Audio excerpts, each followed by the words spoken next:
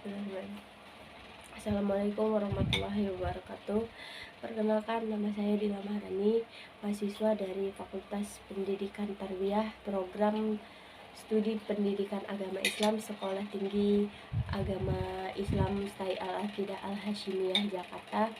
Pertama-tama kita panjatkan puji beserta syukur hadir Allah Subhanahu wa Ta'ala yang telah memberikan beribu-ribu nikmat, diantaranya nikmat iman dan Islam dan sehat walafiat.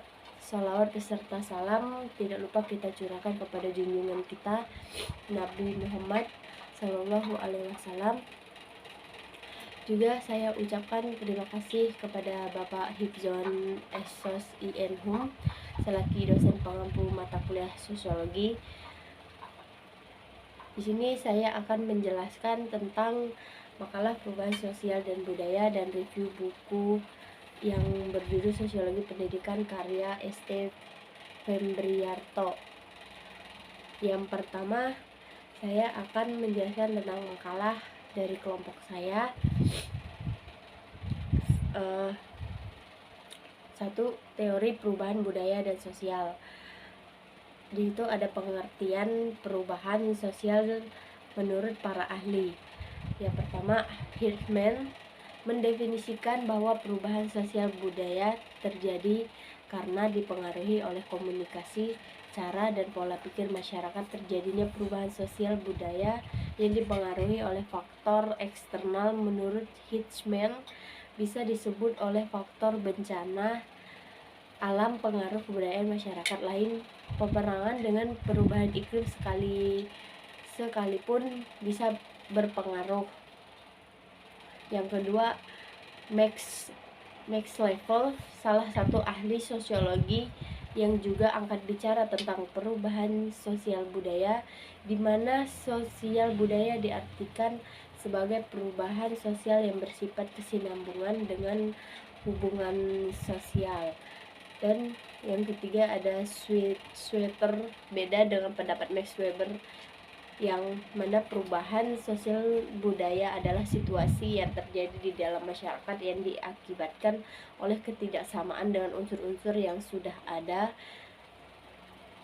Dan yang selanjutnya Gilin, berbeda dengan pendapat Gilin yang mendefinisikan bahwa perubahan sosial budaya sebagai cara hidup yang dipengaruhi oleh perubahan kondisi kebudayaan material, perubahan kondisi geografis, komposisi penduduk, ideologi, dan arena dipengaruhi oleh hasil penemuan baru.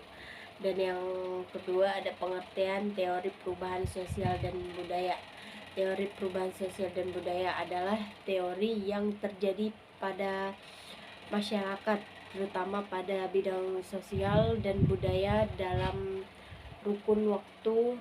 Menurut Selo Somarjan, perubahan-perubahan pada lembaga kemasyarakatan ngobrol di dalamnya nilai-nilai, sikap, dan pola perilaku di antara kelompok-kelompok di dalam masyarakat. Dan yang ketiga ada beberapa konsep yang berkembang dengan teori perubahan sosial dan budaya terbagi lagi dalam berbagai konsep. Adapun beberapa yang berkembang dalam teori perubahan sosial dan budaya adalah sebagai berikut. 1. Teori siklus. Teori ini dikemukakan bahwa kehidupan akan selalu berputar. Seorang ahli sosiologi dari Rusia, Peter Sorokin, membagi penyebab kemajuan dan kemunduran ini dalam 3 bagian, yakni yang pertama, kebudayaan ideational yang menekankan pada perasaan atau emosi dan kepercayaan terhadap unsur supernatural. Dan yang kedua, kebudayaan idealistis yang merupakan tahap pertengahan yang menekankan pada rasionalitas dan logika dalam menciptakan masyarakat ideal. Yang terakhir, kebudayaan sensasi, di mana sensasi merupakan tolak ukur dan kenyataan dan bertujuan hidup.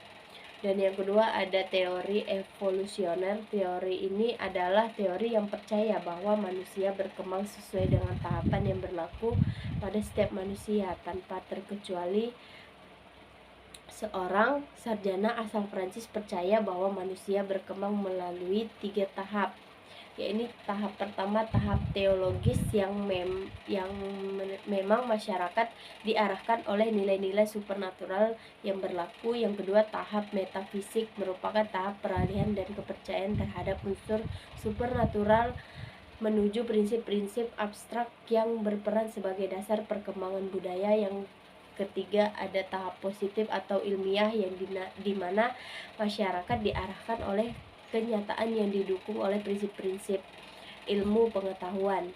Dan yang ketiga ada teori evolusioner. Teori yang satu ini juga masih mengandalkan beberapa poin dan teori revolusioner, hanya saja terdapat beberapa perubahan akibat perubahan hasil. Dan yang keempat ada teori fungsional. Tokoh yang menganut teori ini adalah Charles Ferguson, di mana ia melihat masyarakat layaknya seperti organ tubuh manusia, di mana seperti tubuh yang terdiri dari berbagai organ yang saling berhubungan satu sama lain.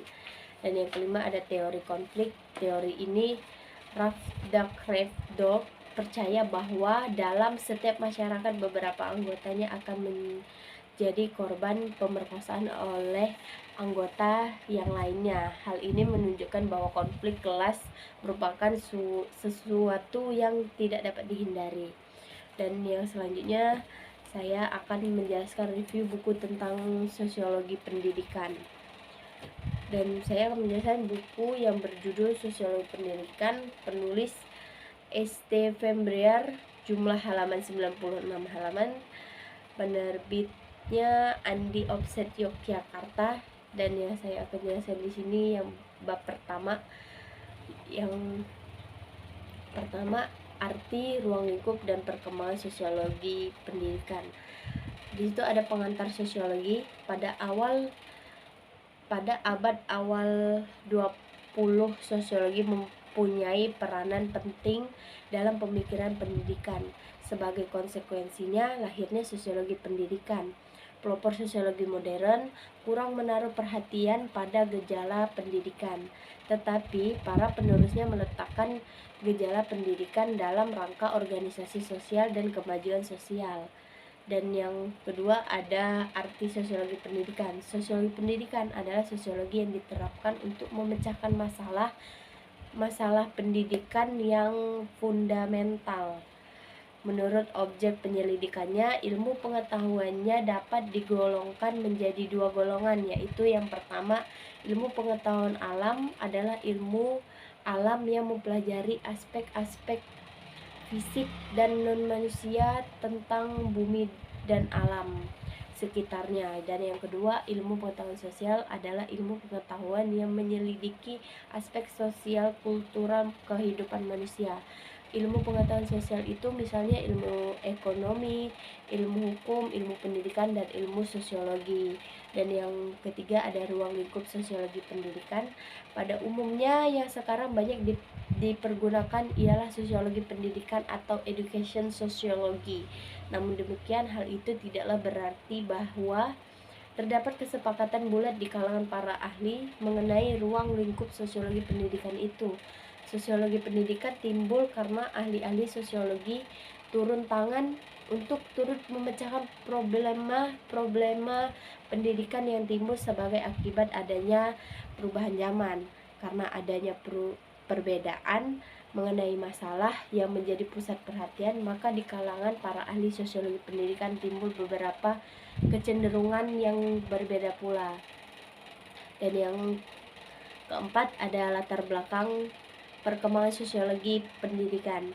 Pelopor sosiologi pendidikan dalam artian yang formal adalah George Dewey dengan bukunya yang berjudul School and Society yang terbit pada tahun 1899, dalam mana beliau menjelaskan bahwa pendapat mengenai sekolah sebagai institusi sosial. Pada waktu itu, beberapa ahli ilmu pendidikan dan sosiologi menekankan pentingnya peranan sosiologi bagi pendidikan. Tokoh-tokoh seperti misalnya Will Smell, A. Krigsparty dan C.A. Elwood mempersoalkan pentingnya menghubungkan pendidikan dengan pengalaman anak dan dalam keluarga dan masyarakat. Sekian dan terima kasih dari saya. Kurang lebihnya mohon maaf. Apabila ada salah kata atau pengucapan, saya mohon maaf. Wassalamualaikum warahmatullahi wabarakatuh.